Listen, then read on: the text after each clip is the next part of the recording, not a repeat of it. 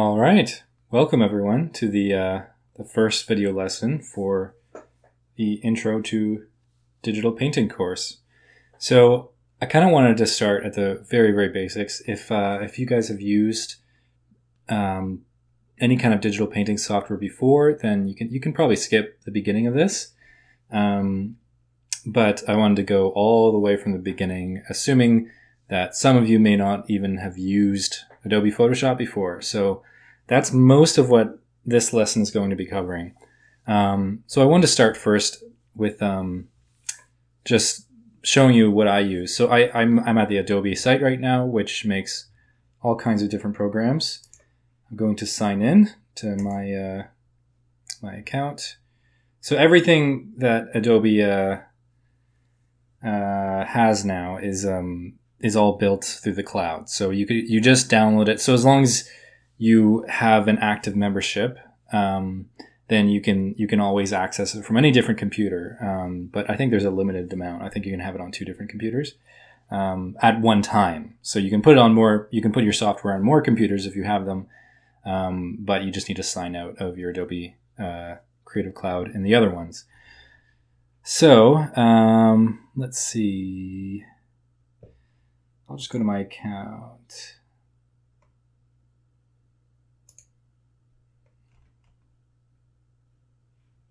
I guess it's right here. Oh, manage account. Here it is. This is the screen I'm looking for, I think. So let's see. Yeah, here it is.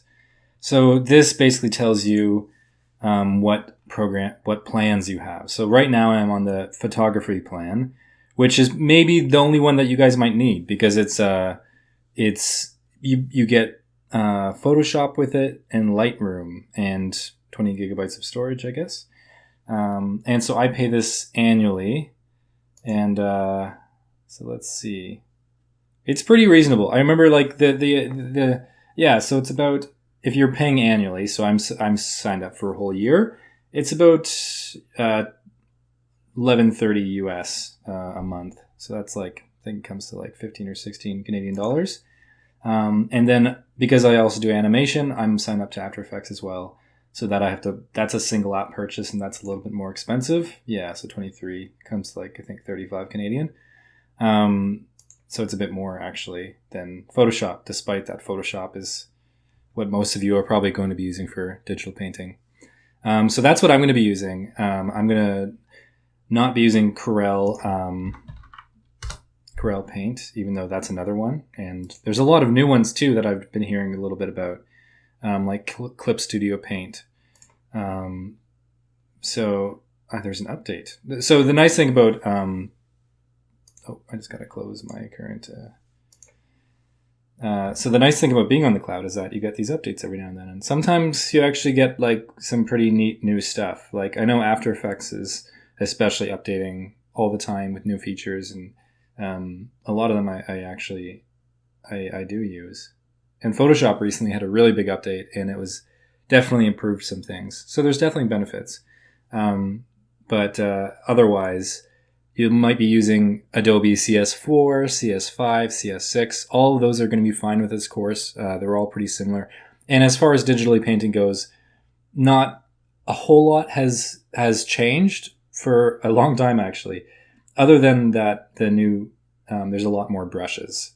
But you can do this whole course with the most basic set of brushes. So it's really up to you and what you need. Anyways, I'll skip forward so that this we're not just going to be waiting for this update. So I'll meet you inside Photoshop once it's done. All right, so now we're in Photoshop through the magic of digital video, or editing rather. Okay, so I want to show you some of well, when you first see this, you were not going to see anything here. These are all recent images of students' work that I've been reviewing and doing demos on. So how you're going to start this, if you haven't opened Photoshop before, is obviously with Create New. And this is different than CS4, CS5, even CS6, I think. But they kind of separated into the different types of documents you might need, just like any other program, like Microsoft Word or something.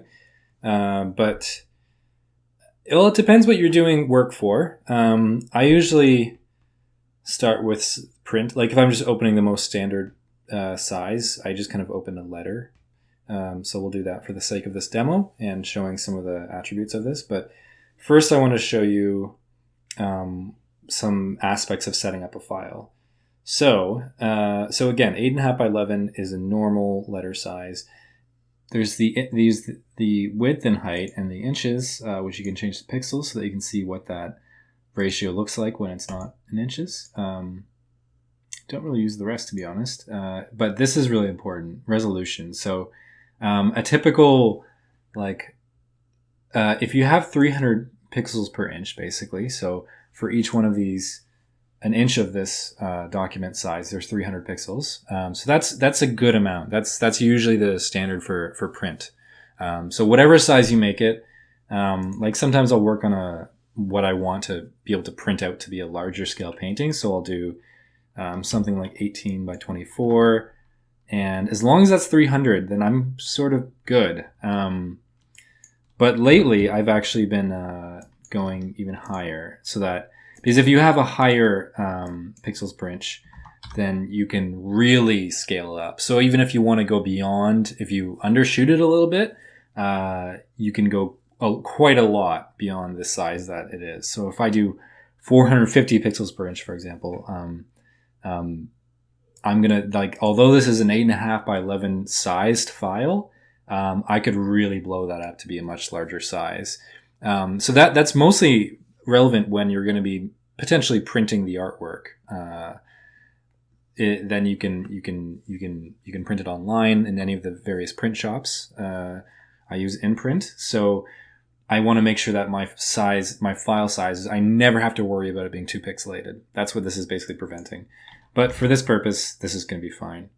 I always use RGB, even if I am printing it, even though everything that prints is in CMYK, but I find RGB is much easier to mix in Photoshop, and you can always convert it to CMYK when you're saving it. So to my knowledge, that doesn't matter that much. But I'm also not printing things all the time. It's only really my own artwork that I print and will make prints of and sell those. So, but it really is up to you. All right. So again, I didn't really adjust anything. So if I just click back to this, it resets the default. So I'm just going to click this and double click, and here's our letter. For the sake of this demo, I'm going to turn it because most of the time I'm not working in that format. So this is kind of a very blank version of Photoshop. I might have trimmed down things a little bit. Whenever I'm working in Photoshop, painting or doing graphic design or illustration or anything, I always like my interface to be as simple as possible with not too much, I guess, interference or busyness, because it can really, if you have so much open, like some software has a lot of information in the heads-up display, or the user interface, or whatever you want to call it, it can really affect the experience. In fact, when I'm actually painting, I'll usually just make this full screen and have maybe a couple of tabs open, but that's about it. So yeah. So, but you'll probably see something like this when you first open it. Maybe a couple more windows will be open, but you can close those. So if there's something like this open somewhere, you can either dock it or just close it entirely. Or if there's a group of them, just close everything. Basically, the ones that I most often use are, the nice thing is the keys are right beside each other. It's F5, F6, F7. And so the way I've done this is so that each one of those, when I press them, so F5 is brush settings, F6 is color, and F7 is layers. So these are all docked together. So if you want, you can grab these and pull them apart and put them wherever. You can dock it over here. You can customize the interface quite well. But for now, I just kind of I dock them all together because I'm usually using just these three, especially when I'm painting. But first, let's go over some of the tools. So this is the tools panel over here, and I usually have it docked over here. So again, when I notice how if I can have this loose and free, or I can, as I bring it closer, you can see there's that blue line on the edge of the screen. Then I can just drop it there.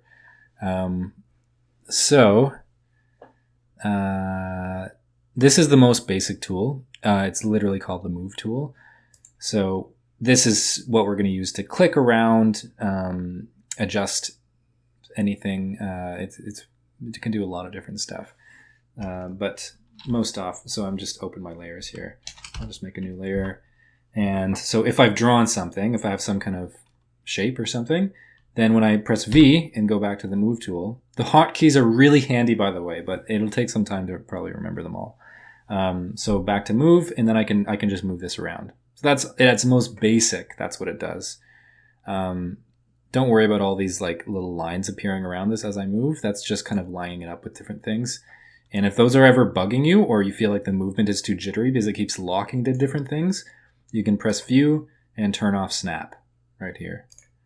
So now you'll notice the lines still pop up, but it doesn't jerk my thing around to lock with different things like the middle or different parts of the canvas. So now I can move it around freely. And so that's based on its most basic level. That's what the Move tool does. All right, so now let's look at another thing. So a selection tool. So if you click and hold any one of these tools that have the little like arrow in the bottom right of it, you can select different versions of this tool. So there's a rectangular selection, elliptical selection, or marquee, sorry. I call it, these all create selections, like the marquee, the lasso, the magic wand, those all create different selections. So the marquee, I can drag this out, and then I can press V and go back to my Move tool and pull that apart. And then so that's selected right now. So these little guys that you see here, those are called, colloquially in the artist community, we call these the marching ants, because it's like a little white and black marching kind of stroke that keeps cycling around. And that just lets you know that that's selected. That's why it's moving, because it won't let me paint anywhere else while that's selected. Whereas if I have that selected, I can only paint within that selection. And thus is one of the most powerful aspects of Photoshop versus traditional painting, is that it's very easy to just select a specific area and then draw within that and not other parts. Now, at initial glance, like this doesn't look that interesting right now, but as we go about this course, you're going to really find that that's a very, very handy thing. Okay, so there's the rectangle, there's the circular selection, and notice how if I just try to grab that, it doesn't move it. That's because I'm still selecting the marquee tool. I have to press V and go back to the Move tool, and then there's little scissors, and then you can see that you can move it. And I can keep moving it. I don't even have to click on it, and it'll move. So that's some of the aspects of those tools. They do so much more, but I'm just going over the most simple version of each one. Okay, so lasso tool. So this one is it lets you carve out a specific shape and area, so that it still doesn't move. So go back to V, cut it, and then I can carve out just that selection. So an even more powerful masking tool is the lasso. And there's a bunch of different versions of the lasso. There's the polygonal lasso, so you can get nice straight lines.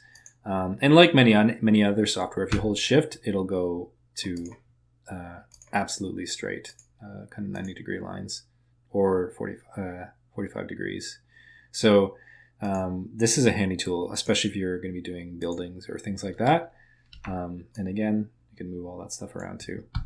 So hopefully you're beginning to kind of think about some of the powerful aspects of this program. I'm not going to go through every single tool, but for now this works. I'll just keep at this pace. So let's see. Okay, so I just made a gradient just for the sake of demonstrating this tool. So the Magic Wand tool is pretty neat in that how it works is whatever I select. Oh, and by the way, with any of these tools, you'll notice that this top tab up here will change depending on which tool is selected. So you can see a whole bunch of different attributes for each one. So this is important because for the Magic Wand, we're really going to be using this. So the tolerance. So basically, I'll show you what this does. So, and when I click in this red, it's giving me a circle. So how does it know what to select? Because this whole layer is just red and green. So basically, it's using wherever I click. Just a Control D is deselect, so it gets rid of that selection. If I click in the green, it'll select some aspects of that green color. If I select somewhere in the middle, it'll select some of that middle. And what's determining how much how much it grabs beyond this little whatever that is brown color that is right in the middle there is determined by the tolerance. So if I have a very low tolerance, like 12, and I click that brown, I'm getting a much lesser area because it's looking at that color of brown that I clicked on, and then it's estimating like 12 units of tolerance. I don't know exactly what it determines, but it's like whatever that base color is, it only goes so much beyond that initial color that I click on. So it's much lesser of an area than before. Whereas if I increase this to like over 100, it's going to grab quite a lot beyond just that click of red that I click in initially, or that click of brown. Yeah, see, that selects a lot. Or this green over here. So yeah, so if I add a lot of tolerance, like 255 is the maximum, it almost selects the whole thing, even though I just selected that red. So where that's more important is if, say, I have like a shape in here, and it's on the same layer. We'll put that on the same layer. There. I have some kind of random shape, just to have it go beyond the initial color of red. So if this is all merged together as one layer, so now it's all one layer. So before, with being two layers, another powerful aspect of Photoshop is the layers. This is on a separate layer than the red and green behind it, so I can move that independently. But if this was all flattened to one layer, I can't. It's stuck. So if I need to grab that anyways, what I would do is I'd get the magic wand tool, bring that tolerance to a more reasonable level, and click on that black. And now I can do what I want with that selection. I can cut that out, paste it, and then at least I can move that around now. It's its own layer. When you copy or cut and paste, whenever you paste, it adds a new layer. So now it's its own layer again. Unfortunately, the background is still kind of filled with white because I cut out this piece of it. But so that's sort of how the magic wand works. It can be helpful, especially when you have a lot of layers, and some of the layers you need aspects of those layers, but you need to grab them independently. Okay, so I want to go over the layers a little bit because that's another really important thing.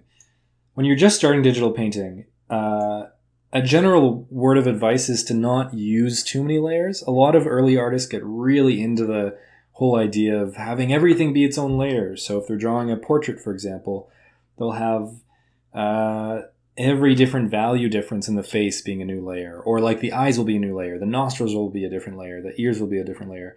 But that can really that can be a bit troublesome, because then it makes the process of painting a little bit difficult, because if you want to change anything, you have to find the right layer, and sometimes it's difficult, especially if you haven't labeled your layers. So it can just get a little bit confusing, and you never want painting to be confusing. You want it to be very easy, and you know, like painting on a canvas, it should be as uninhibited as possible. You should just be able to go. And if you have lots of layers, it can really restrict that process, because you can get kind of like lost in your layers. But that'll make more sense as we go along. So, but for now, if you want to add more layers, you can just click here, create new layer. It's right down there. Or do Control-Shift-N, and that allows you to, it brings up this new layer tab and allows you to name your layer right away. So black block. So now I'll just make a black block, and maybe a red circle. To make a perfect circle, by the way, just hold Shift, and then no matter what you drag out, it'll be a perfect circle. All right, so now that these are on their own layer, I can move them independently. A hugely powerful aspect of Photoshop that is, it has massive implications once you really get into painting, because you can have the foreground literally on top of the middle ground, and that can be on top of the background. So you can move each element independently and move it around on the fly. And that's some of the best reasons to do digital painting, is that you have a lot of freedom of flexibility to change things as you go, which is great when you're working with clients, because then your clients might want to change things. And if you have a traditional painting, you can't do that, obviously, or you have to do a new painting. So you'll notice that because the black block is behind the red circle, it is always, I can't get it in front of the red circle. So to change that, all I need to do is click and drag the black block above the red circle. So now it's in front and that's behind. So that's some of the, oh, and you'll also notice that if I'm trying to draw something on the black block, like a red mark on the black block, and the red circle is selected, if I'm trying to draw this red, it's not working. Why isn't that working? I'm drawing exactly on this black block with a red color, as you can see over there, and nothing's happening. And then suddenly I move this black block out of the way, and oh, I was drawing, but it was just on the wrong layer. That's a very common thing when you're just starting out digital painting, is to be on the wrong layer while you're drawing something. And that can make your layers even more convoluted when they're getting clouded up with things that aren't meant to be on the layer that you've labeled it for. Luckily, there is some aspects to control layers. So say both of these black block and the red circle were in the foreground of this image. What I could do is I could actually hold shift or control. So the difference is that if I have a bunch of layers, here we are, and if I'm at the red circle and I hold shift and click the black block, it'll select every layer in between. Whereas if I just am at the red circle again and then I hold control and click, control lets me click individual layers. And if you click them again, they turn off. So for now, I just want these two, and I'm going to group those. So that's this right down here, that little folder icon. All right, so that's FG for foreground. Get rid of these extra layers. So then if I had something in the middle ground,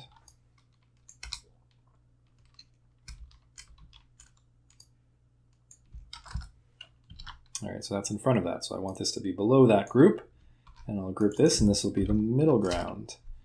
And then I'll close that group. The nice thing about groups too is it just keeps your whole organization a little easier. Okay, this is the background. We'll have some blue.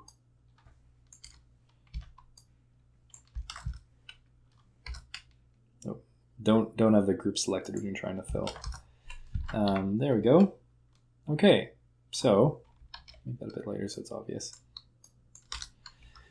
So as you can see, this is nice. This is good layer management so far. It's pretty simple, but so you can click those little down arrows to open or close the groups. But in the foreground, I have the black block and the red circle. In the middle ground, I have the gray.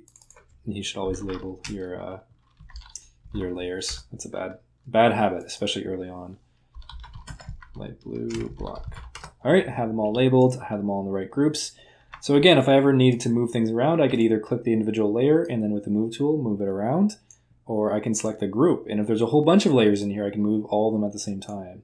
So that's kind of neat too, because normally I would, you move one or the other, but if I grab that whole group, I can move both of them. So that's really, really handy.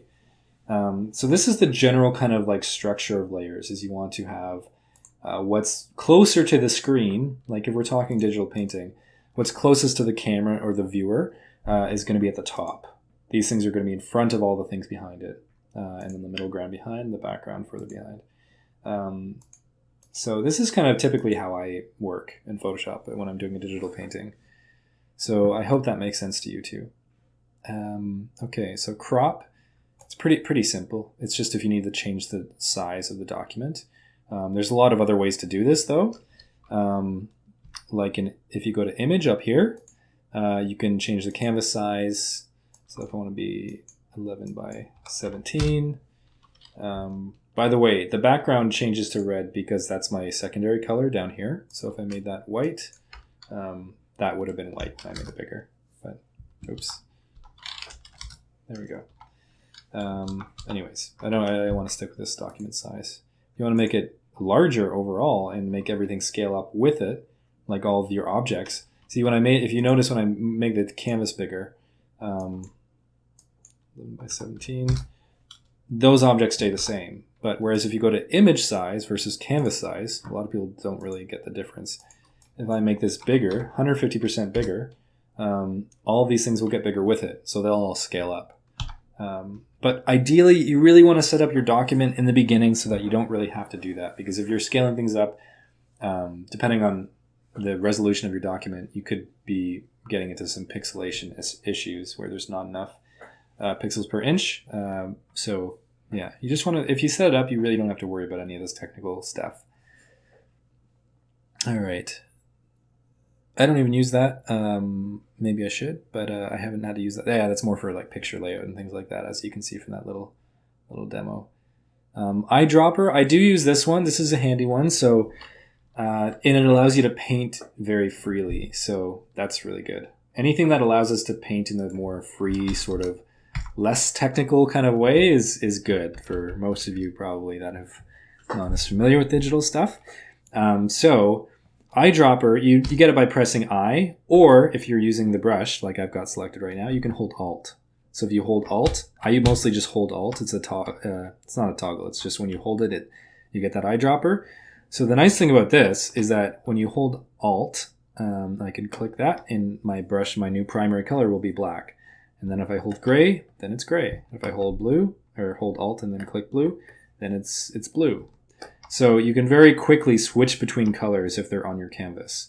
So that's, in this case, it's very simple. But say we had a gradient applied to this block, maybe something like this. Okay, so we have some variation there, right? So where this comes in really handy is so I'm switch back to my brush now after making that gradient. Now I can select any value in here. So as you can see, as I change, so here, so now I have this pink selected, that really intense pink. And when I hold Alt and click and hold and move it around, you'll see that in the bottom of that circle is the pink that I had selected previously, and in the top is the new color that I picked. So you can use that strategically when you're painting to be like, okay, that's the exact color I had before. Now if I go down here, it's a little bit more gray. So that's like, there, I want that. Now if you paint with this, then you can get some nice subtle marks, right? With that nice like mid-tone kind of color. So then I could go back here, grab that, add some gray, add this. You can make some more subtle color variations, and you can see what your previous color was too. Right? So as we get more into painting, that becomes a lot more important. But for now, that's kind of a simple demo of how it works. The stamp, it's not, well, some people use this. I don't use it too much when I'm digital painting, but it's very, very simple. So basically how it works is when you hold Alt, and then you get a little crosshair thing that shows up, and you click, then you let go. And then if I paint over here, it kind of paints what is over there. I do use this in my work, but not really for digital painting that much. More for when I'm trying to fix up an image to be animated or something. So that's the clone stamp. Okay, so E is eraser, very simply. So that is quite basic, pretty understandable. You can erase. Notice how the block behind is showing through as I erase. So that's pretty easy. What's cool about it, though, is that you can add different modes to it. Like you can turn down the opacity of the eraser so that it only erases 50% of this, or turn it down even lower to 20, and you get it just erases a light little bit like that, so you can get some nice softer strokes. So yeah, I usually use it at 100 though, to be honest. It's most common for me. So next one is gradient. So the gradient, I've kind of already used it a little bit. One of the most common gradients you'll use is, so once you press G, you'll get this thing up here. So with this, when you click that, there's a whole bunch of gradients you can make. This is one of the most basic ones, very easy. I also have a radial. So there's this kind of gradient where it's like one band to another.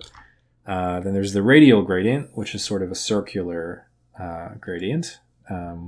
Hopefully this is like this. I don't have to explain what a gradient is. I think this is simple enough.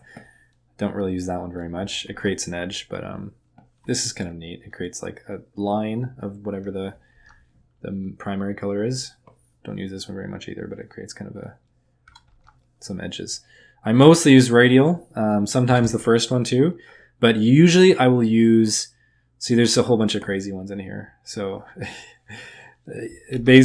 but mostly I'll use this one, which uses your primary color, whatever, like a lot of these are already colored, but this one uses your primary color, whatever that is, and fades into transparency. So those checkered pattern, that means transparent. So it only actually looks at my foreground color.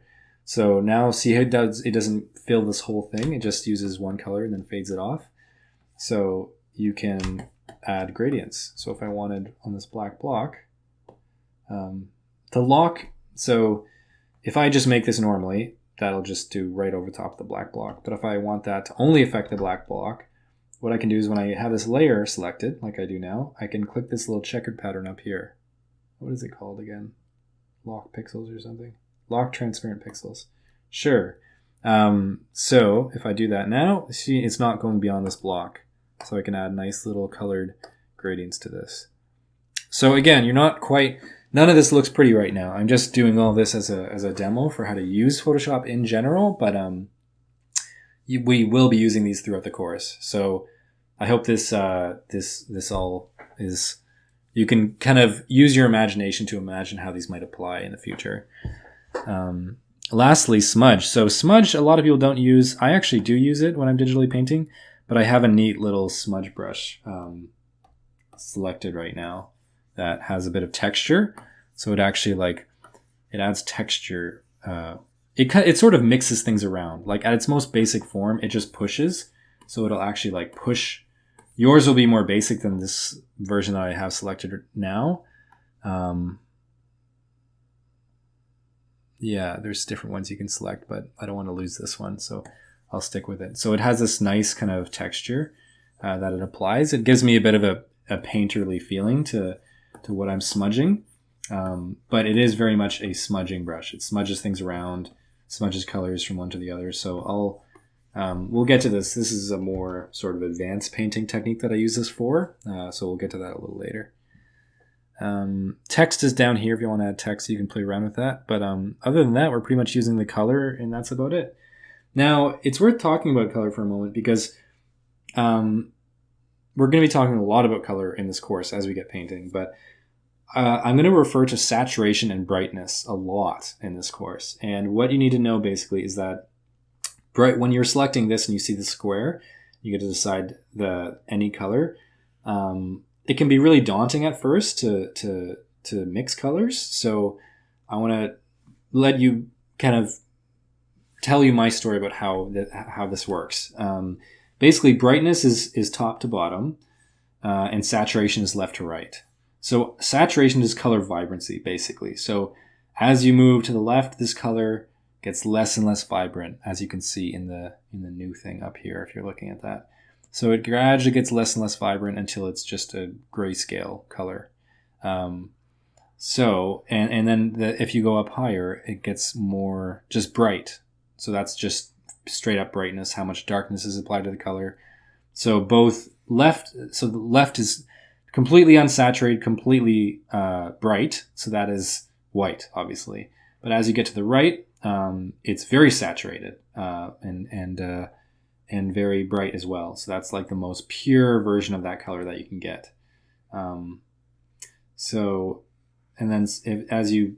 It makes sense. We'll get into this more as we get painting because saturation versus brightness is very, very, very important. You'll be understanding that very explicitly soon. All right. So, So these layer panels. So there's the layers, color, and brush settings. Brush settings, there's tons of different brush settings in Photoshop. It can be worth just exploring and playing around with different ones. Like you can get some crazy brushes. Oops, just changed my smudge brush. Never want to lose that. I love that brush.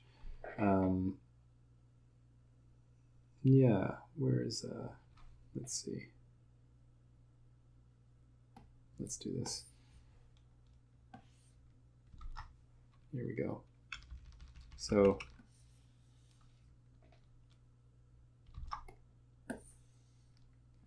I have broken this brush. There is a way to get it to, actually I think it's just this direction. I've broken it. But anyways, this brush makes a chain link. As you move it, it does a whole chain link. So it's kind of neat. I use very simple brushes. This is my line brush I like. It comes with Photoshop CC. It's one of Kyle's brushes. Kyle was a digital brush maker, and but now I think Adobe bought all of his brushes, so you'll have access to all of these. And we can talk more about selecting brushes soon. But basically, you can right click at any time and go to this little gear option and get more brushes. That's how you can find more. I think all of Kyle's brushes are in there. But I select my favorites of his and I put them into my favorites folder here. So this is my line brush, and then I don't have many brushes right now because I just got a new computer. And this is a watercolor brush that I also really, really like. So it has a bit of a watercolor texture to it. So now you're getting into like some nice like painterly qualities where you can kind of like blend the edges, and yeah, it has a really nice feeling to it. I do a lot of animation using this brush because it adds a nice texture to like moving animation, which isn't super common. So anyway, so those things there's a lot of different features in the brush settings, so I don't want to go into every single one right now, especially because for the most part, in the general brushes that you get when you start Photoshop, this is the one that you want to use almost all the time, especially in the beginning. Okay, this is getting a little busy. I'm going to just delete everything for now. So this brush, this is just a very simple circular brush. The only thing it has applied to it, and if you're using a stylus, which you're absolutely going to need for this course, and I assume you already are, you just want that on pen pressure. That's really the only setting that's applied, is the pen pressure to the size. So what that means is that the harder that I press, the thicker this brush is going to get. And then if I press very light, it's going to get thinner and thicker as so that's kind of what you want. Oh, it's on multiply. Oops. Watch that. So if you're getting that weird effect, that's just multiply. You just want that to be on normal. Again, those are the settings of the tool, so these are right now the brush settings. So your default brush should basically do this. It's 100% solid. The only other asset mode brush setting you might use is transfer, maybe. And if you put pen pressure to the opacity jitter, that's not only going to make the size change as I press harder, but also the translucency. So now if you can see, if I'm layering that, you can see it's a little translucent. So if I make lots of strokes here, you're getting kind of like a nice kind of fluid effect. Great, the flow is also on pen pressure. I like that too. So yeah, these are some of the most simple brush settings. So this is actually quite a nice brush right now. It's very smooth and buttery. If you're used to traditional painting, this is going to be very strange. It's going to be almost too even and yeah, has like a really buttery feeling to it. Okay, so that gets us started with the brushes. I'll keep talking about the tools a little bit as I go, but I don't want to spend too much time on just the general layout of Photoshop alone. So yeah, I think you could probably figure out the rest. Hotkeys you just get by hovering over things, and it tells you what the hotkey is. This one is C. The move brush is V, things like that. File save. If you ever want to, you should get into a good habit of saving your document. So save is how you do that. And if you've already saved your document and you want to save it as a different file or different versions, perhaps, especially if you're progressing in a painting and you want to save different versions so that you can go back to previous ones if you ever go too far and make a mistake or something, just save as, and that'll always let you rename it or whatever you want to do. So yeah, I also want to briefly just say that from a more like, I guess, philosophical level, whenever I'm painting using a digital software, I really don't want it to feel very digitally. I want it to be similar to the experience of actual painting, of painting on a canvas or on paper.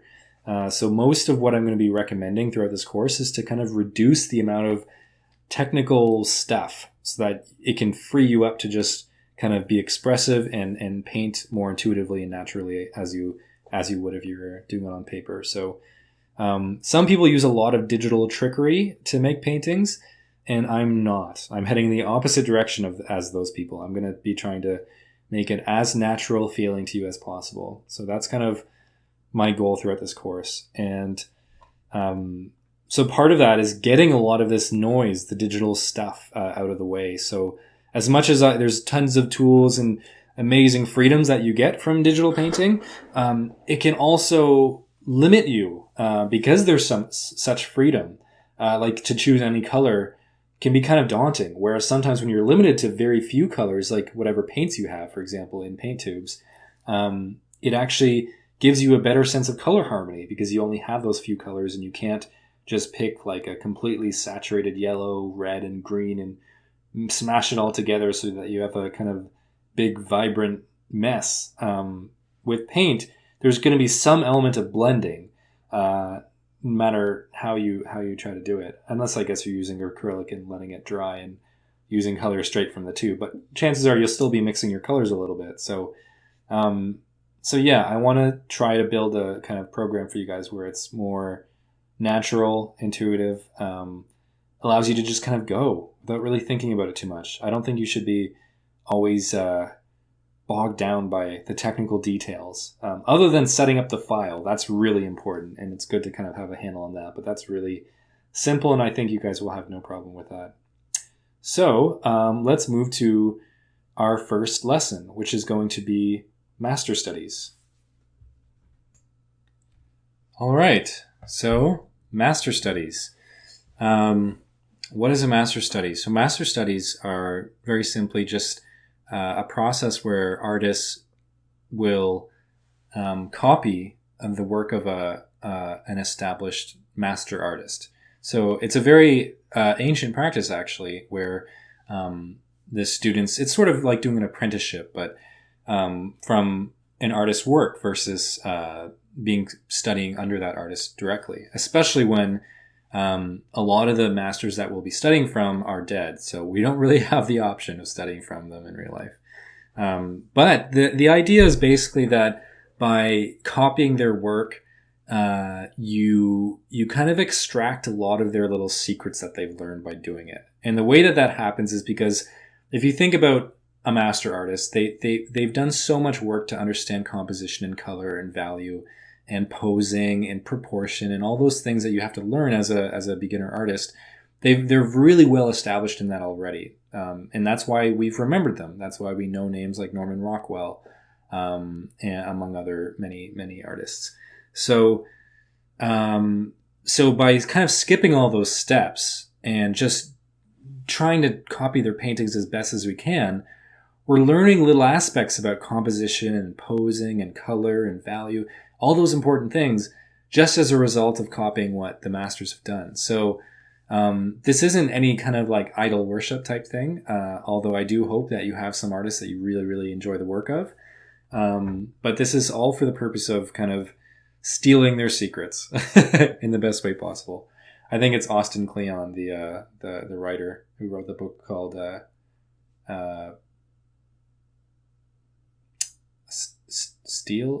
Stealing as an Artist or something. I can't remember. You can look him up.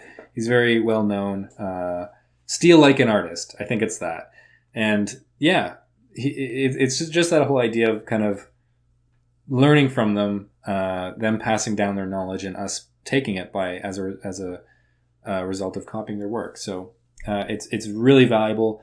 I can't stress it enough. A lot of students in the beginning don't want to do this because they find it a bit boring, but I think you'll by seeing the results in your work, it inspires you to do more of it. And even as I'm a fairly established illustrator and animator, I still never forget. Like I think I should be doing more master studies on a regular basis because it's so important.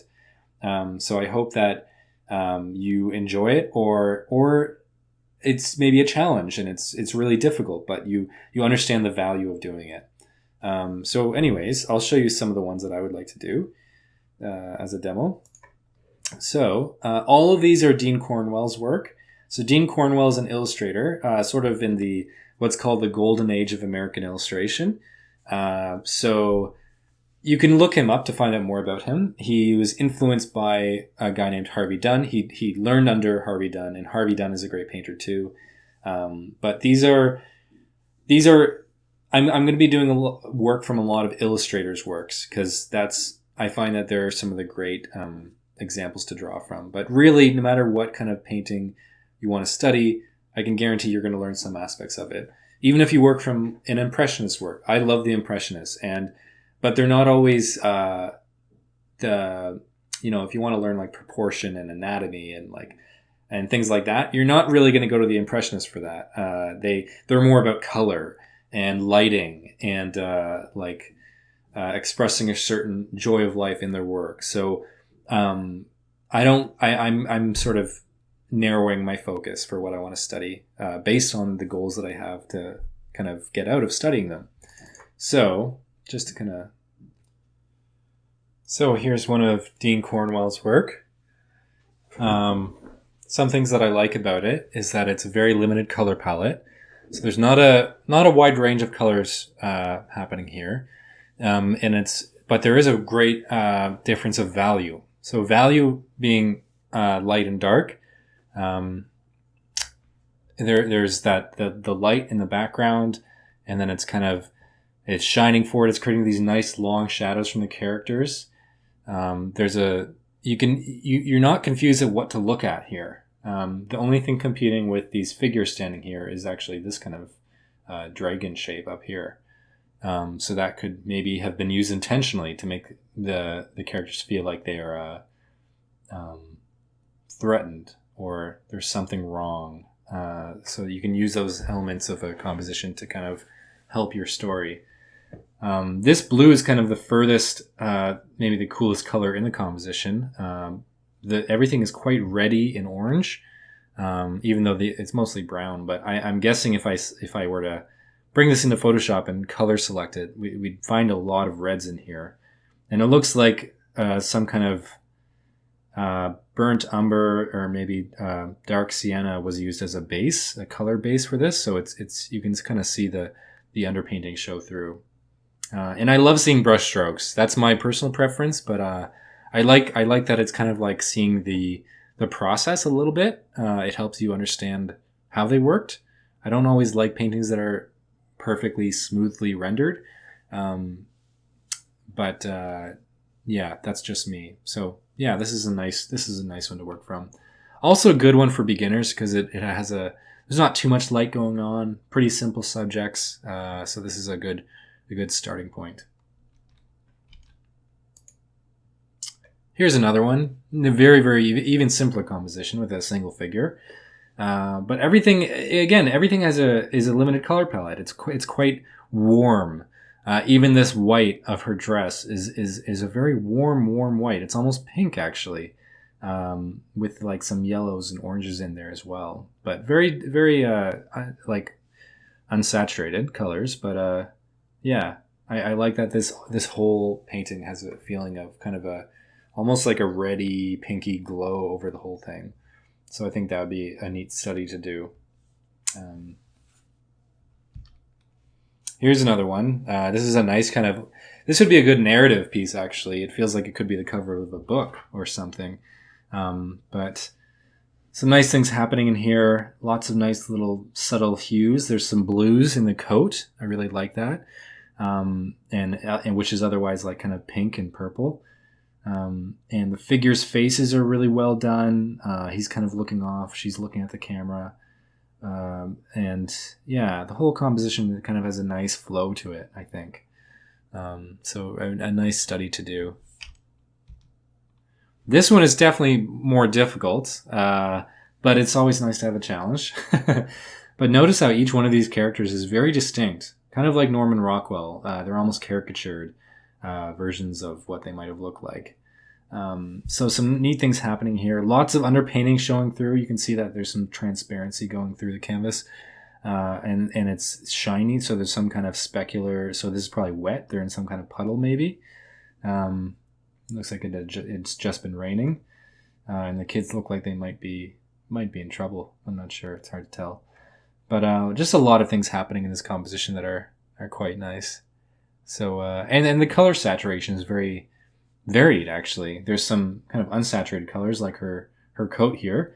But then the children's faces are very vibrant. Like, look at the warm oranges on them. It's almost like there could be a fire up ahead or something that they're looking at. So yeah, some nice things happening in this one too. I love this. This is probably one of my favorite ones of this whole set, just because of the amazing use of color. It almost has a dappled, impressionistic effect, and there's a great range in here. If you look at the subtleties of it, I'll just zoom in so I can show you. So there's a lot of like blues and reds used, but the shadows are very, very warm. Usually shadows are cool, but look at how warm all these shadows are. They're like almost, they're dark, but they're saturated reds, very, very saturated reds. So that's really, really neat how he's done that, and it looks really convincing overall. There's just a lot of color variety in it, but it's all very blue hued.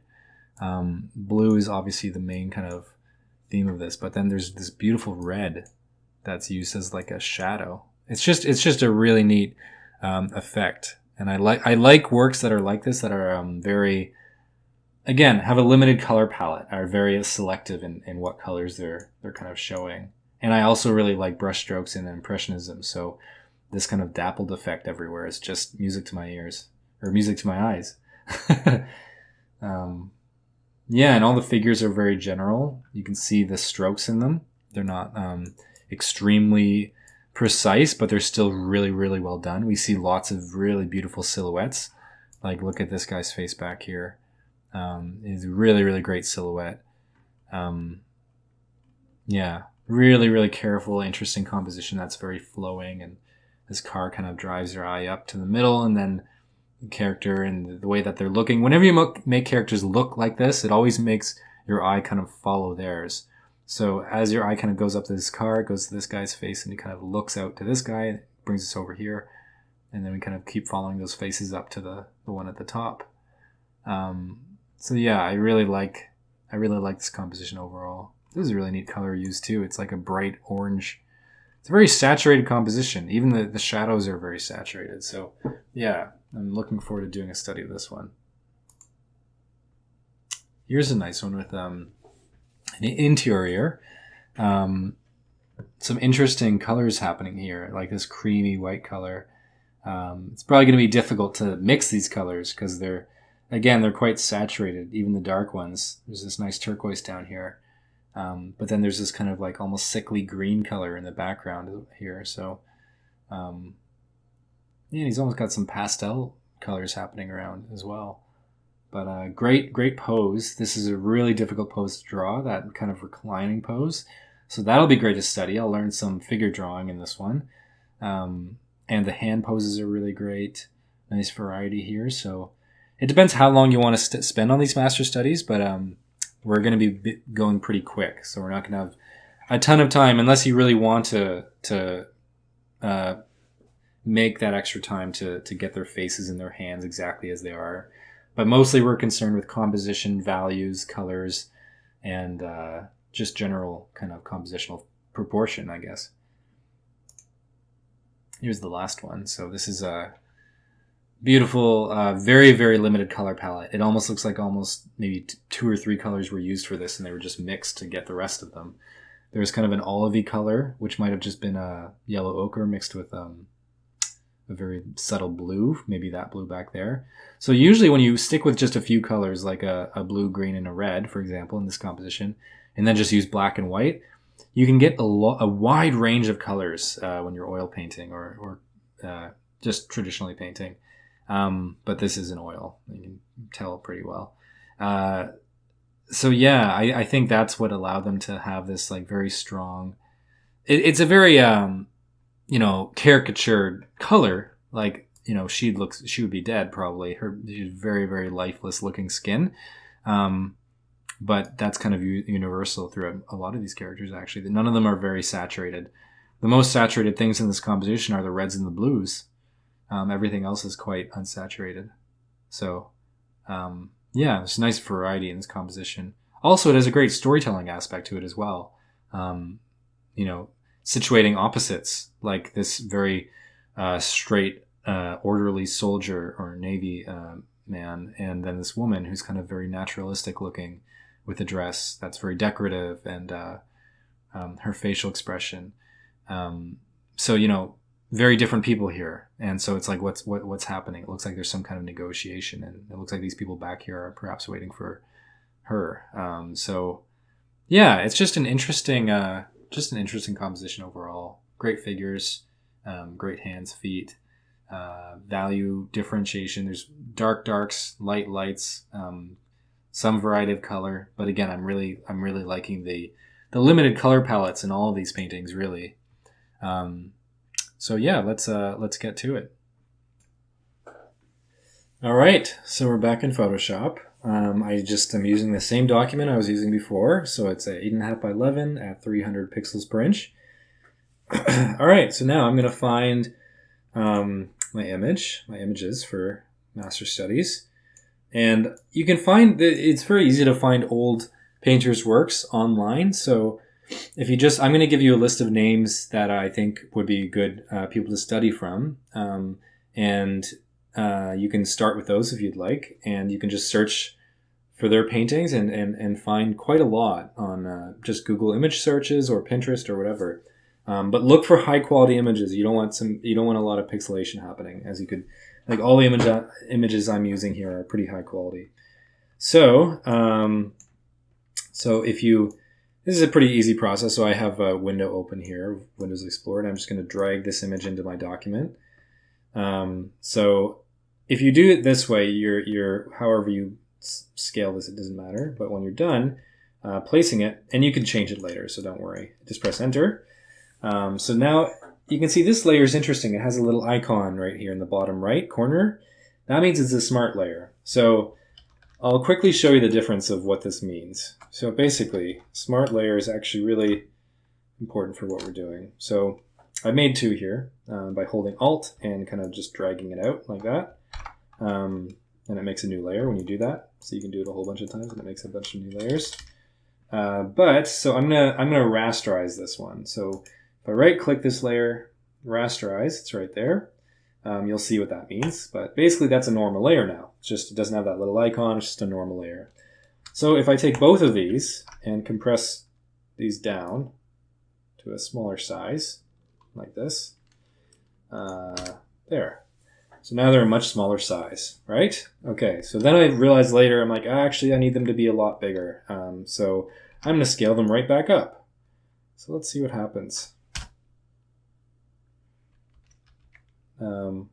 So if we get a little closer, we can see that it's actually, this one that wasn't a smart layer is quite pixelated now.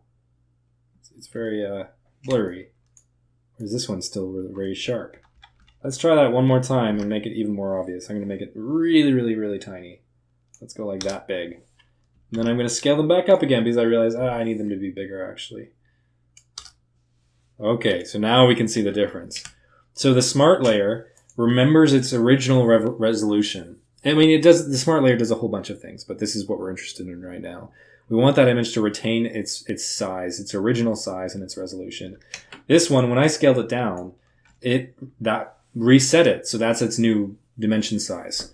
So that's like taking a really tiny image and then scaling it up. And so if you do that, as you might have known, it gets really pixelated. So we don't want that to happen. So anyways, for your reference images, it's nice if you can keep them nice and smart, I guess. Smart layers are good.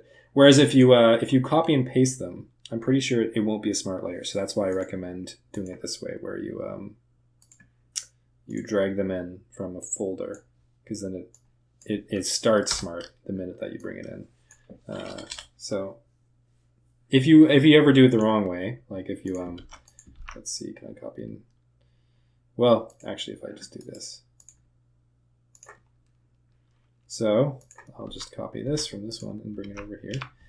So this isn't a rasterized file, or this is a rasterized file. Sorry, it's not a smart layer. So again, if I make it small and then scale it up again, it's going to get really pixelated. But I can right-click it when it's big, not when it's small, and do convert to smart object.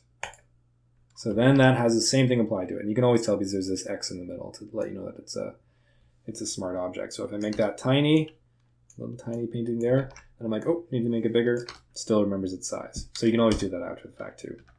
Anyways, moving on. Okay, so this is an 8.5 by 11 image. So it should be plenty of painting resolution for what we're looking for. So how I set up my file to do a little master study is, so I bring the master study in first, make sure there's room for basically another one of the same size, like that, for example. So I know that there's enough room in the document for each. If I ever need to change it, I can use the move tool to move it around, or Control T to translate it, make it a different size. So I'll just kind of put it over here for now. Once I'm happy with that, then I will hold Alt. So I have this layer selected, hold Alt, click and drag, and hold Shift, which will keep it sort of in line so I can't go up or down. And then just move it beside it like that. So there, I made two of them now. So now that, but what I want to do is have one empty so that it allows me to actually do a master study of this. So first thing I'm going to do is just right click it. This is the one I'm going to be using to draw in. So we'll just call that one, and the master study, we'll just call that master study. So this number one here, I'm just going to right click this and rasterize it first of all. So now that's rasterized. Now I'm just going to press Control U, which is hue saturation, and just bring the lightness up to full so that it's completely white. Great. So it's kind of gone now, right now at least. But now I'm gonna go to the background layer, which usually we don't touch. We don't really use the background layer for much. I'm going to press Control U again, and then just decrease the lightness of this background layer a little bit. Oh, look, that layer is still there. It's just that it was the same color as the background layer. So now my background's kind of gray, which is nice. I prefer working this way, but it's up to you. So now, almost done. So now we have this. This is where we're going to be drawing over here. And it's all a nice white canvas for us. And we have our master study in the same document, so it's very, very easy to kind of measure things up. The last thing I'm going to do is basically make it so that I can't go beyond this. I can't draw beyond this little frame that I've made over here. So to do that, you could do that a couple different ways. The first is to just lock the pixels, like by clicking that little checkered thing up there, lock transparent pixels, and then I can't draw out of it. But the problem with that is if I make a new layer, because I want to, I don't know, draw that green on a different layer, I'll make a nice dark bluey green sort of. So I wanted that green. Oh, shoot, this layer can go out of it too. So how do I do that? Because I've lost that mask now. So what I would recommend doing instead, I find this a pretty bulletproof way of doing this. So you hold Control, and then if you notice when you hold Control, the minute that your mouse goes into the sort of image, the little thumbnail of this layer, you get this kind of like little rectangle showing up on the bottom right of the hand. That's what you want. So when you see that show up, click like that, and it selects whatever is, whatever pixels are being used in this layer, whatever it is. So if I hold Control and click in this one, it'll select that one. If I hold Control and click in this one, it'll select that one. So you want a selection exactly of the pixels that are in this layer. And then, well, we need to group it. Let's group this layer. So press G. And then we're going to add layer mask to this group. So this group we're going to add a layer mask to. So with that selection, so I'll just redo that one more time because I kind of actually, I messed up the order a little bit. So first we're going to make a group. So this group is going to be our my master study. Actually, it makes more sense for this to be reference image. So this is my master study. This is the master study you're going to be working in. And you want all of your layers to be in this group. So as you can see, you can just click and drag, and when you see it, the blue lines over that group, you just drop it in. And then, so we don't want any of these layers in this group to go beyond this pixel, these dimensions that I've created here. So I'm going to hold Control and then go up to this group and create layer mask like that. So now we have this thing over here beside the group. It's linked to it. I could explain exactly how to use masks and what they do, or we could just kind of let that be and just trust me that every layer that you make in this group is not going to go beyond this layer mask. So make another layer, switch colors again, still not going outside of that layer mask. So it's a really handy way. So basically what it means is that everything in this group isn't going beyond wherever there's black. None of the pixels in this group are going to be allowed to pass into the black. So you can make as many layers as you want so long as you're in this group and they won't go beyond these dimensions. So that's a very handy way of setting this up. So this is sort of what you want. Is one, if they do start going beyond, like if I do something like this, I suddenly somehow got a layer up here above this group that's not inside of the group, it's going to go beyond the layers. But so long as you're using layers inside this group, even if I do that as an example, bring this inside the group, it's going to cut it off right where that edge is. So that's nice. It just keeps your file a little bit organized. So anyways, I'm not going to labor that discussion anymore. So I'm just being overly communicative because I want to make sure everyone is following along and it makes sense no matter what level of expertise you have with Photoshop. So if you want, you could just lock this bottom layer. I find it's easy to have a blank bottom layer because then you can add layers easily on top of it. So you could even just call this base. And then all these layers are going to be the ones you actually use to paint. So I'm gonna do a little master study of this, and I'll show you kind of how it works.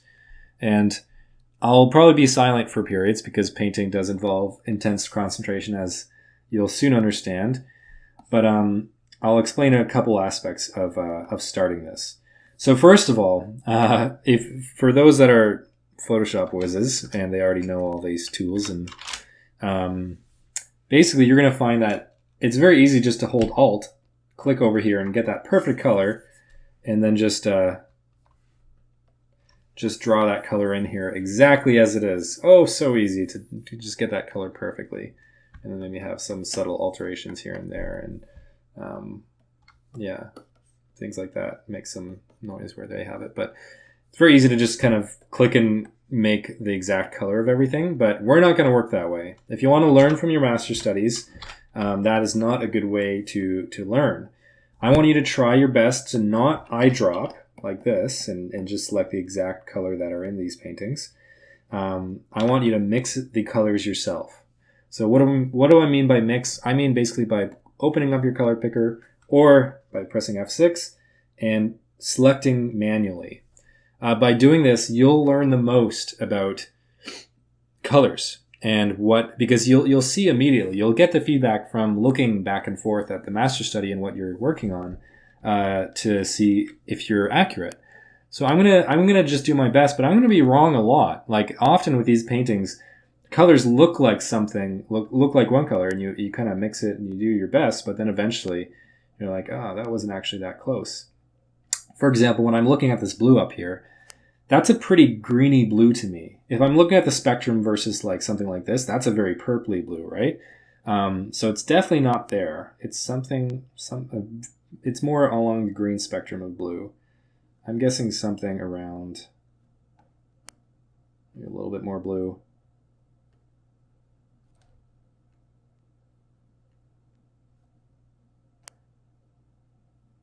No, it's a little bit more green. Something like this. So again, I'm doing my best. That looks pretty good. That's pretty accurate, I think, to what it was. So if you're not quick at this, then that's totally fine. You're not going to be right away. So I'm using a 100% opacity brush. What that means is I'm not using pretty much any brush features. I'm using the default hard round pressure brush here. So it just is super, super basic Photoshop brush. And I encourage you to use a very basic Photoshop brush because it'll avoid some problems that can happen from using more complex brushes. I've got a nice background tone here that feels pretty accurate to this. Maybe a little bit different. Theirs might even be a little bit more green, a little darker in some spots. Yeah, there's actually a bit of a green coming up from the ground. It looks like not too much, but just little bits here and there I can see. So anyways, I'm trying to get the rough composition the way that it is. So yeah, now I'm going to move on to the next. There's no method to doing this. You're just copying this. So however it makes sense for you to do that, you can feel free to do that. Sometimes I like to get, like I might get her dress in while I'm here with blues. It's quite a bit darker. There's some real dark colors in there.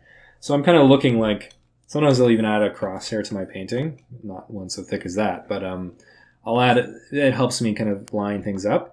But I'm going to try it without. So I'm just going to make sure, I'm going to look at this distance from here to here and make sure that I get that roughly the way that it is.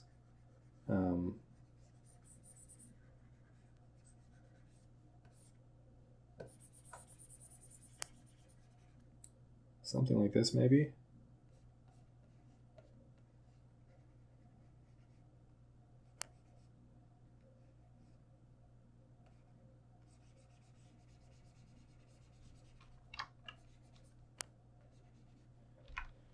And there's another shadow kind of behind. Looks like it might be a little bit lighter. Now, keep in mind that this color is different than what the color relativity is going to seem very different when I start to add the other colors in. Because sometimes colors look one way, but once there's other colors around them, it really changes your perception of what those colors are. So I'm going to do my best to kind of get that color down there without eyedropping it again. I'm going to do my best. It looks pretty dark to me, pretty reddy, but warm. It has a sense of warmth to it. Something around there maybe. It's not bad. I think it's a bit lighter than that probably, but still quite saturated. Okay, that's getting there.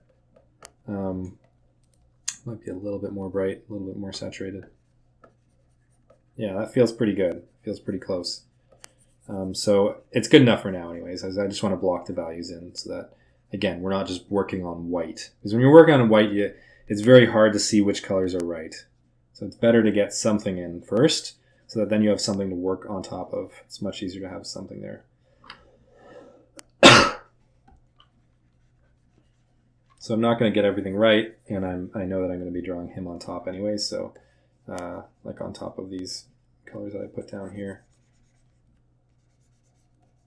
I might occasionally speed up parts of this video so that I can do this in a reasonable amount of time. Also, I just want to mention, so to make my brush size bigger or smaller, I'm using the brackets of the keyboard. So you can hold them to make it bigger quickly, or make it go down with the left bracket. So that's my way of making my brush larger. Some people will do this. I find this very clunky. I don't like to be brought to a menu. I just like to kind of press it as I go. And sometimes you might hear me clicking these keys a lot, so I apologize in advance. I do use them kind of rapidly sometimes, so that's kind of a habit. I'm not sure if it's a good one. So I'm feeling like this is a bit too saturated. I need it a bit lighter. So I'm going to bring that saturation down. Again, saturation, to make saturation go down, you bring it left, more towards that, and then also bring the lightness up a little bit. So that's kind of how I'm thinking of that. Yeah. I'm probably going to change this later, but this is approximately the color. As it gets over here, it's getting a bit dark.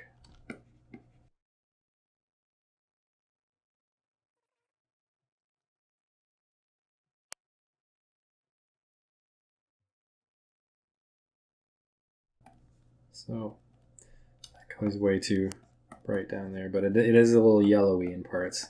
You must have blended some yellow into this at times, so Just watch for those subtle hue changes.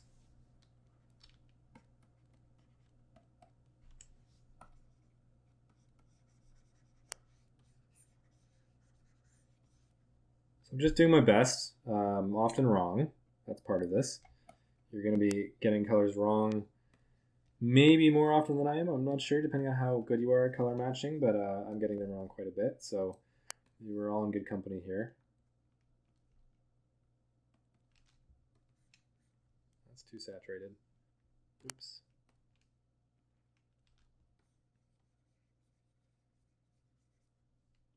That color back there is tricky. So this is a placeholder until I figure out. There's a lot of blues back in there too. And greens even.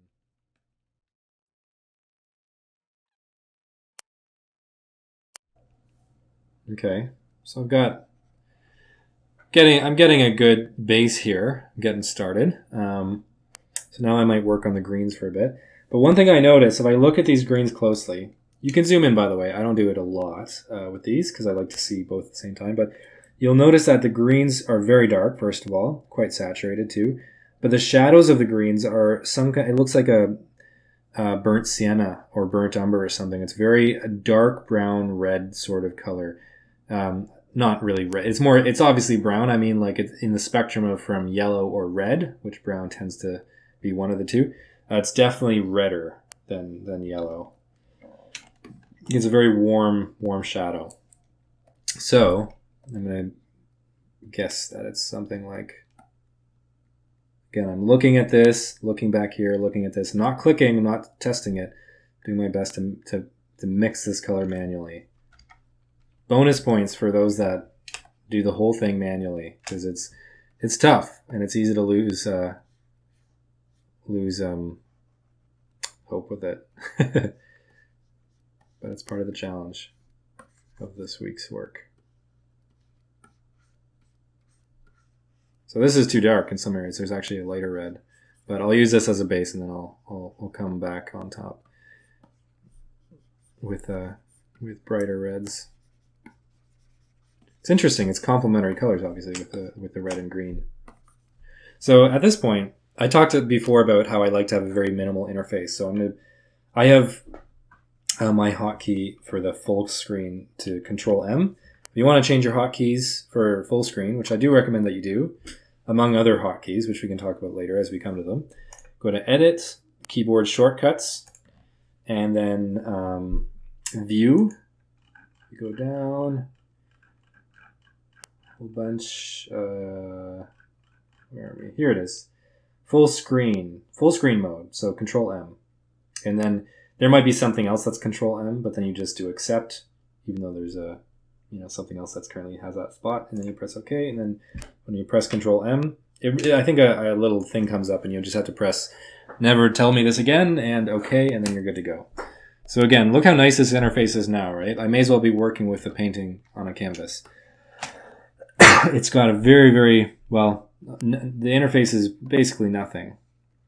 Also notice that if I want to grab my F6, F5, F7, I can do that, and I can close those at any time by pressing the same one again.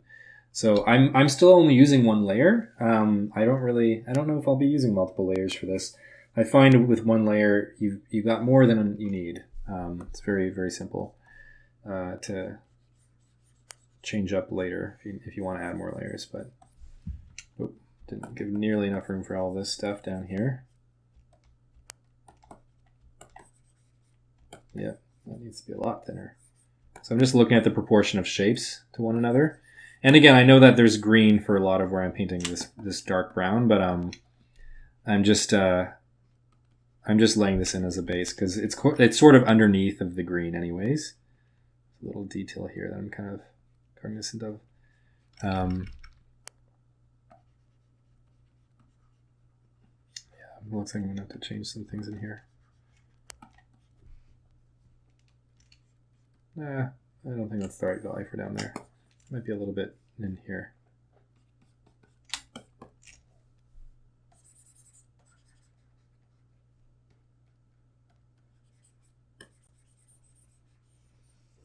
Okay, let's just fill this area in for now. That's good. So again, this is really harsh looking on mine, right? Because I'm using such an opaque brush. I'm not using a translucent brush would be more like this, where I can gradually, if I press harder, I can get darker to where that brown is, but I can gradually blend. But that has its own troubles. So for this, it's sometimes better to be brutal, I find, with the brush with this exercise, because it forces you to kind of have to get closer to what the color actually is.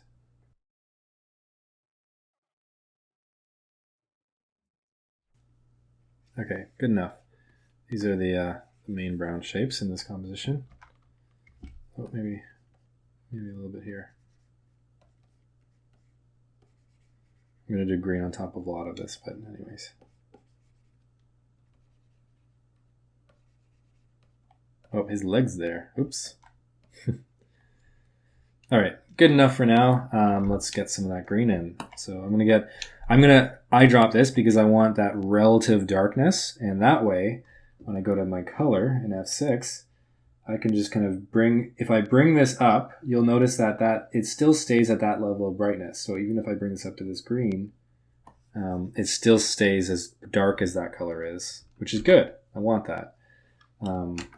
So again, to bring color, F6, to close it, F6. Very simple. So here, now I'm adding all this color, this nice green in here.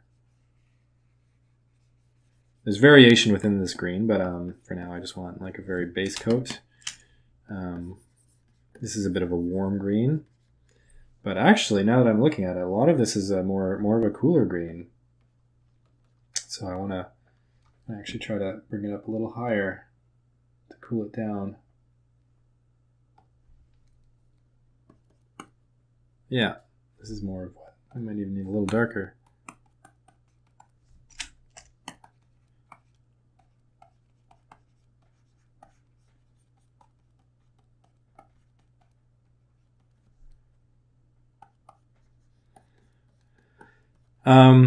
So again, I mentioned earlier that it can be, some people find master paintings a little dry because you're just copying, but try to really enjoy the challenge of it. It is challenging. There's no doubt about it. But it leads to better paintings in the long run. So if it leads to better paintings, then it's usually worth it.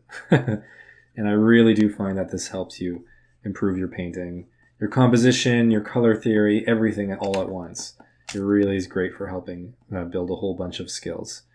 And even though we're doing this digitally, you could do this traditionally too. I've done some master paintings traditionally, and you also learn a lot by doing that. So it's not like you have to do this digitally. It just is a little easier. You can do a lot this way because you don't have to worry about materials or anything. So that's handy.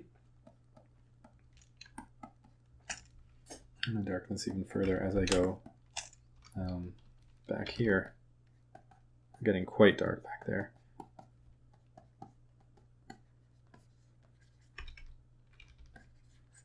So I'm constantly making my brush size bigger or smaller, depending on what I need.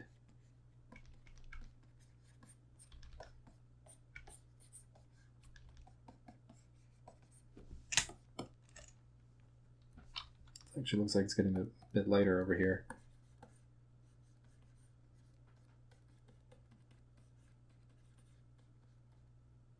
Obviously my texture isn't going to be nearly what Dean Cornwell's is, and that's part of what makes his painting really nice. But I'm not really worrying about the texture. I just want the other parts of this. All right, that feels pretty good. I have a feeling I need to darken this color quite a bit now that I see it.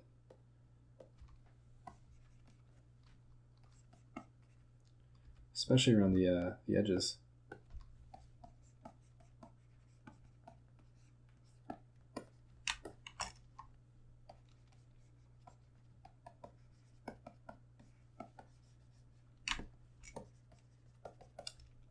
There's lots of this always happening where you're making adjustments as you go.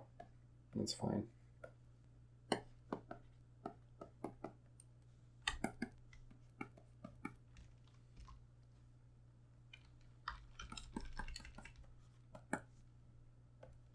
I just realized it's kind of a lot more yellowy overall, actually. I think I have too much kind of pinky colors in there.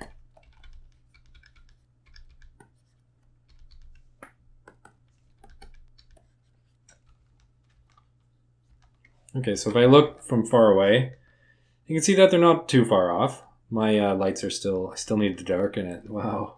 Looking at it small can really help you kind of see what you need to.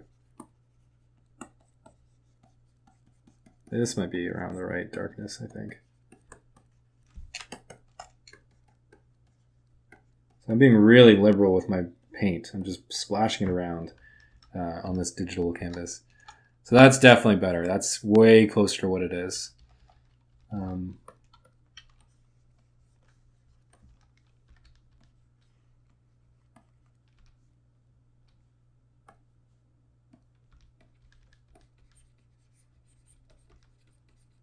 So again, once you have more colors in, it's much easier to see your colors more objectively, to see how they really measure up.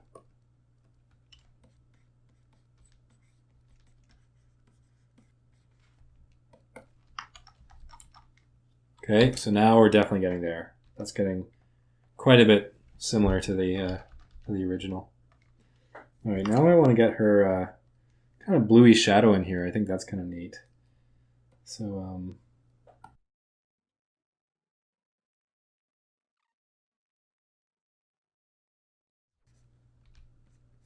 so see how this edge back here, we almost lose a bit of that edge. It starts to recede, whereas this one versus that light, that edge really comes forward. So always be aware of those edges to make sure that you can your edges are similar.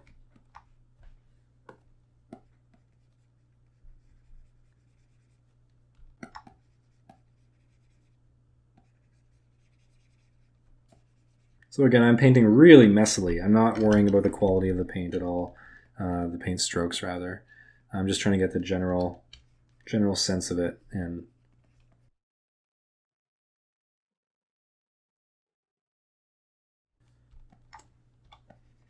so I'm using a bit of a transparent brush because guessing that tone is going to be real tricky. So I guess I'm cheating a little bit here to speed the process along a little bit. So if I press enter here, you can see I pressed 5, which brought my brush opacity down to 50%. If you press 8, it goes to 80%. 3, it goes to 30%. So then it's very, very light. So back to 8, pretty dark. So you can use that on the fly if you want to. I prefer that to having you change the transfer so that it's based on how hard you press, because you tend to have a little less control that way. So at least this I was conscious of, like, okay, well, I'm having a 50% transparent brown. You're a little bit more aware of what you're adding there. And same with like edges. Like if you want, obviously I don't need you to blend that entire kind of soft edge there. So instead, if you want to just grab this, bring it down to 50 and kind of make it a bit softer, that's fine. It just makes sense because it's a bit more blended there. But again, for the most part, try to keep your brush opacity at 100%. You'll be in a better place if you do that. And you'll learn more about color blending, more importantly. So I'm going to go for that color now. That's a tricky one. It's almost like a green, a light. It looks like it's in this spectrum somewhere. Maybe a little bit more green, but quite light. But quite unsaturated too. Something like that. It's like a seafoam green. But again, having the blue here helps me see what that actually is. Okay, there's some greenier parts too, like right as it gets to that shadow. So the shadow of this is going to be something down here, maybe a little bit more.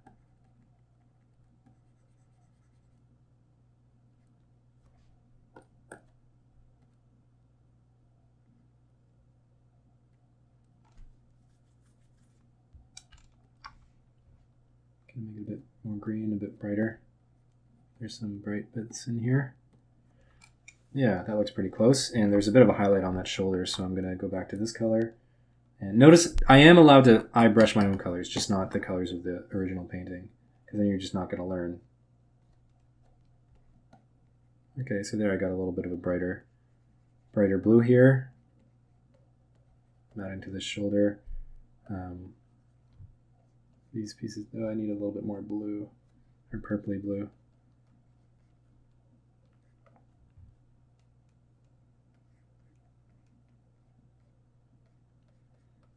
Okay, so we're getting there.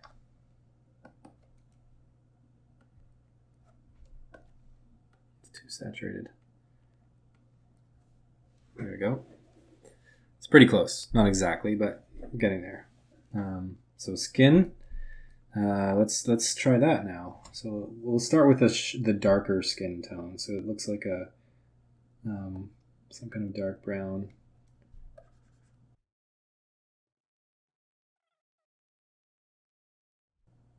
That looks too saturated. Bring the saturation down. We're getting there. I need to be a bit more green. Something like this, I think. It's getting closer. It's all affected by the lighting, even though this is a bit greeny of the skin. If everything is green around the skin, then it isn't as greeny. So the color, relative color, is a very interesting thing. It really can change your idea of what color even is.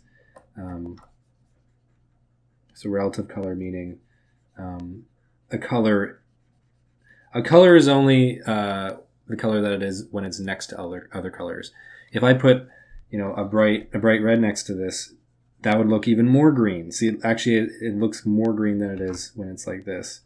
But when this whole composition is a little bit greeny and blue inspired, then each individual color like this doesn't look that bad.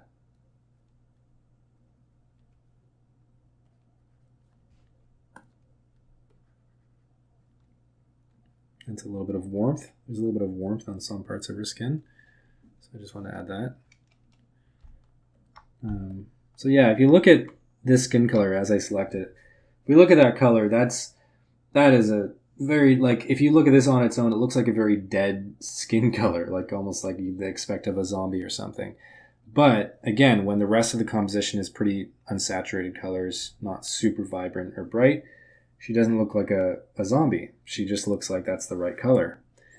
So color is a very tricky thing. It takes a long time to get a good handle on how it works and what colors you need and things like that.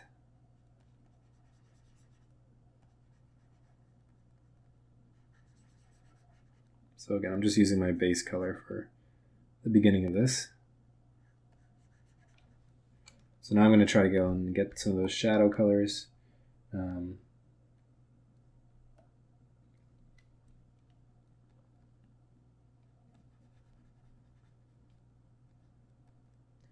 The other thing is I try to set a time limit on these master studies.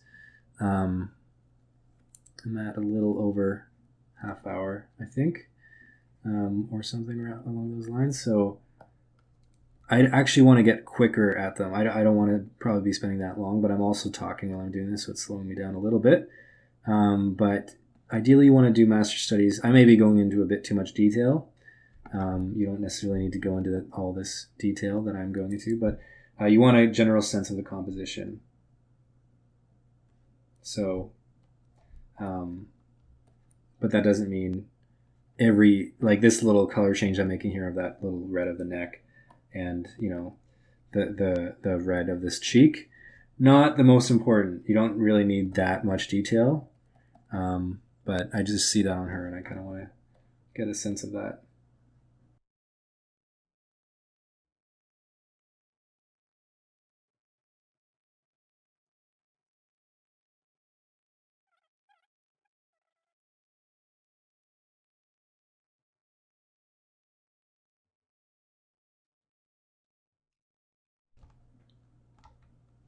So I'm using very few actual values in the face here, or colors and values actually.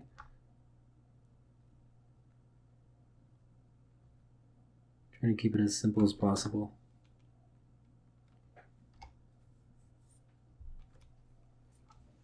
Okay. that's pretty close. So her hair is quite dark. It's quite bluey too, though. So might make it a little less saturated than that, but a little darker too.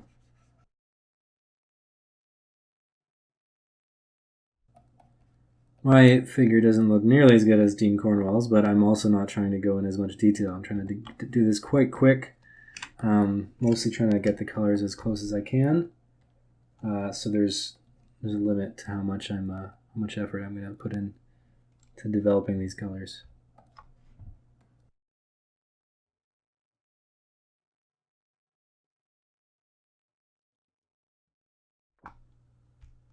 It looks like it's not that much darker. A couple little marks in the hair, but not very much. Okay, so now the man. Let's try to get the man in there. So that's quite a pink coat. Like, it's not actually pink; it's more brown. But again, because of the relative color in this composition, it is a pink color for sure. So I'm not sure exactly where to begin. Let's try somewhere around. Yeah, see, that's too warm. If you look at that, that's definitely too warm. So I'm going to bring this down a little bit to cool it. That's getting a bit closer. Probably a little less saturated. Bring that saturation down a little bit. But I'm just adjusting it subtly, you'll see. Just going to move things around a little bit. Okay, something more like... That's getting a bit closer.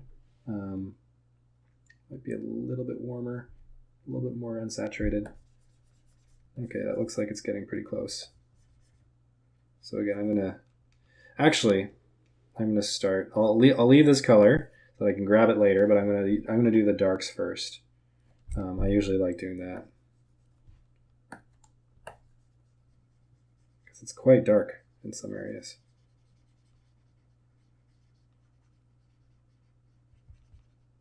So you're constantly looking at the composition and seeing how different yours is from the artist you're studying from.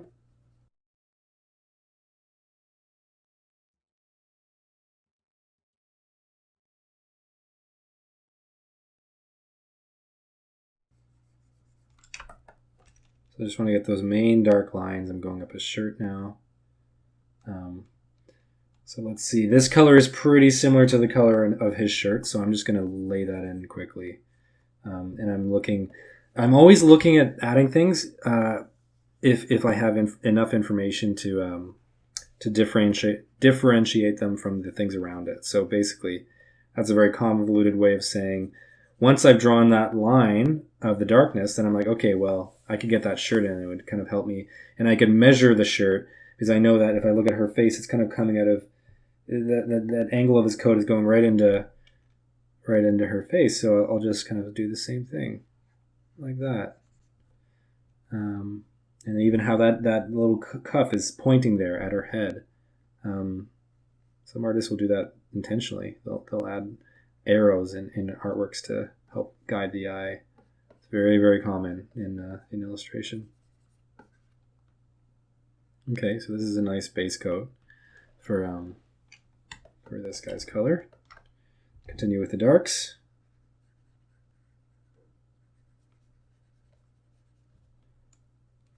Okay, now I think I'm going to add more of this color, the main color of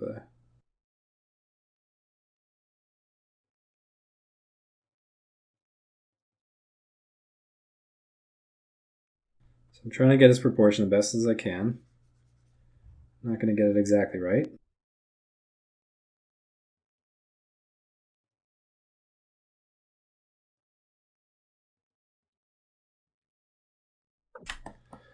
Okay, so this shadow is too dark in a lot of cases, so I'm going to add some intermediary color to help blend that a little bit.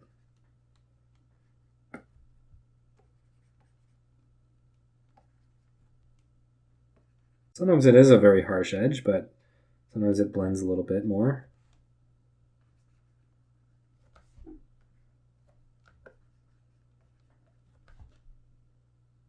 It's a bit warmer too.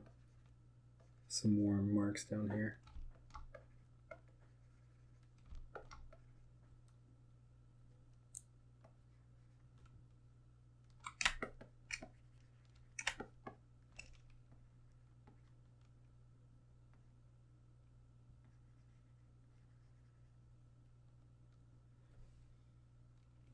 Okay, so it's getting really cool up there, so I'm going to get some more pinky colors in here. It's interesting to think of, like, I would never think to paint a coat this pink, but this does look like a lot of the color that I'm seeing on it. It's very bold colorist.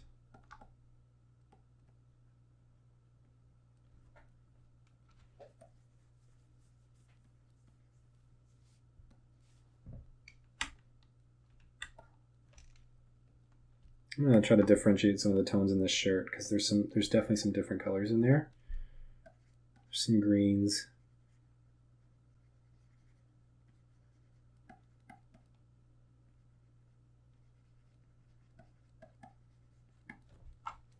Even some like bright blues almost, it looks like.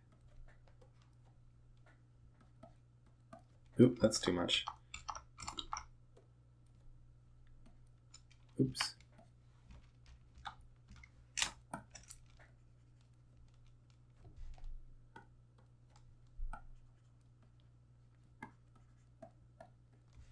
Even some yellows, interestingly, or at least greens. Oops, too bright. Yeah, they are greens. See, they look like yellows to me, but again, when you see it on, mix it like with other colors, and you notice that it's not quite right. Okay, so his skin color is pretty close to hers, so I'm gonna, as a base, I'm gonna grab hers and just put it in, and then I can mess around with it after. So his head's got a slight, really nice nod to it, a lean. So he's got some pinker features too.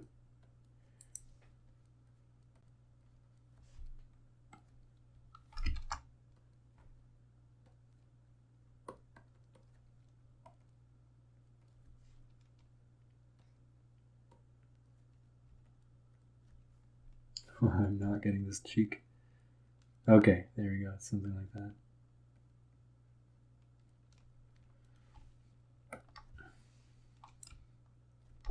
His shadow is a little bit redder than hers is. I'm going to do my best to find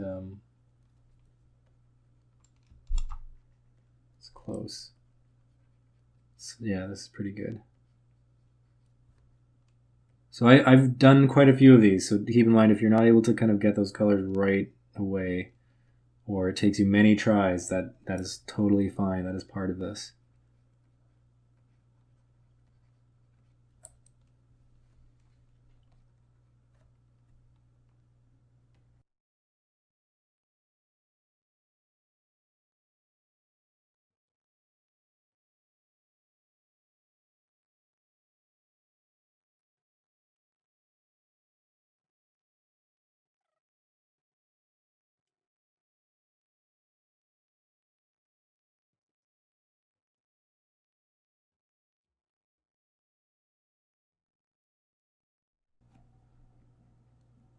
At this point, I often get lost into it, as you can tell from my silence. It's usually a good thing.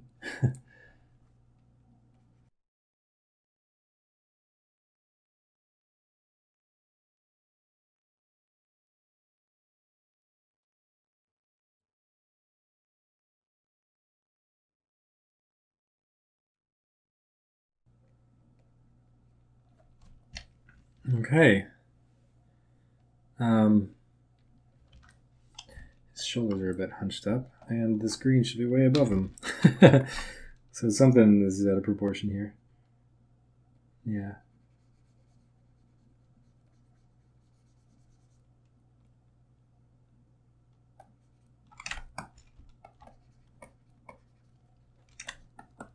All right. Yeah, I made his shoulders come up a bit too high.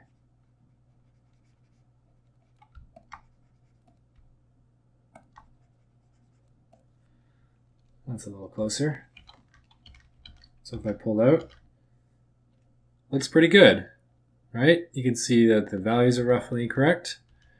Again, I'm not going into nearly as much detail, but getting there. So now I'm just going to quickly add this little back to the painting. It looks like it's a whole bunch of colors, actually. Some greens, some blues. Not the most important part, but I'll still give it a good shot nonetheless. It's like a red, oddly.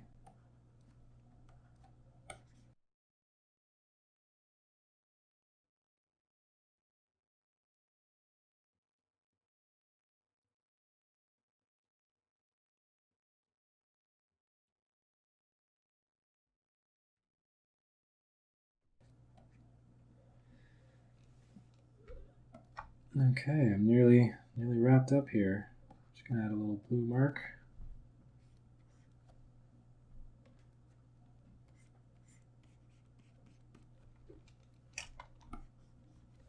Oh, and of course there's a couple little, oops, couple little dots for the stars. Yeah, so that's my master study. So constantly zoom out, look at it, make sure the values are basically right. The only thing I would change actually is there's this odd light that I've created here by accident. And that's not really there. If anything, there's a bit of a dark shape.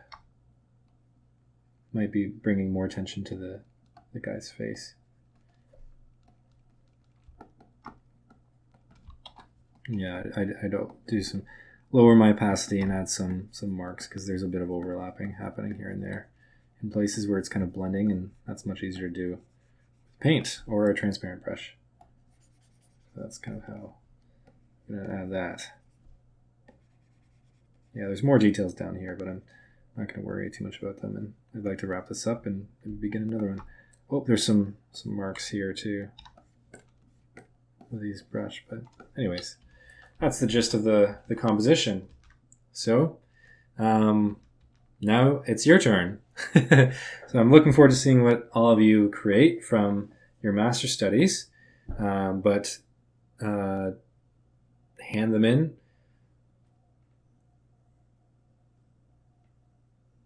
So I'm looking forward to seeing what you all create from your own master studies. And if you have any questions, ask each other in the group. I'm sure other people are dealing with the same issues. And if you're really stuck, reach out to me.